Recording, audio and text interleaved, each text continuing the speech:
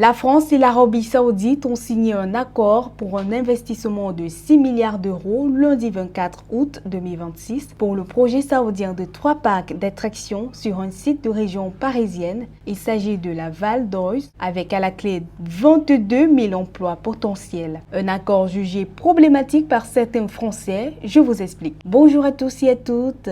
Je suis Elisabeth Kobiteb, bienvenue sur Signal 9. Emmanuel Macron, le président français, a signé hier un accord avec l'Arabie Saoudite qui a investi 6 milliards d'euros en France. Cette somme servira à construire 3 parcs d'attractions dans la Val d'Oise. Une affaire qui pourrait attirer plus de touristes et donc apporter des devises au pays, vulgariser davantage les mangas, représente sans doute pour Emmanuel Macron un bel accord. Néanmoins et curieusement, cette initiative n'est pas félicitée par ses compatriotes. D'aucuns affirment ne pas vouloir de cet accord car n'ont pas été consultés en avance. D'autres déplorent le modèle d'exécution de l'Arabie Saoudite, entre autres le sort des homosexuels, le sort des femmes, les peines de mort, les dérivés autoritaires de ce pays vis-à-vis des minorités, mais surtout l'application de la charia en terre française. D'après des déclarations, l'accord signé entre Emmanuel Macron et le prince héritier saoudien Mohammed Ben a accepté un quelconque accord avec les pays arabes et qui plus est musulmans serait décidé de vivre sous l'influence de la dictature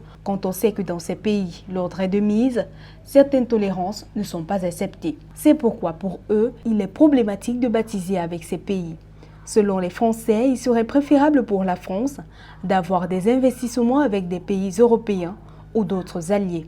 Revenons sur le projet en vue. Le parc Dragon Ball, près de Paris, devrait être officialisé prochainement. Un autre, probablement sur l'univers des mangas, annonce l'Élysée. Au vu de tout ceci, l'on se demande si l'objectif de Macron est de transformer la France en fête foraine. À quelques heures seulement de la signature de l'accord, le projet matérialisé à l'IA ne laisse personne indifférent. Tout compte fait, l'offre de 22 000 emplois est grandement attendue.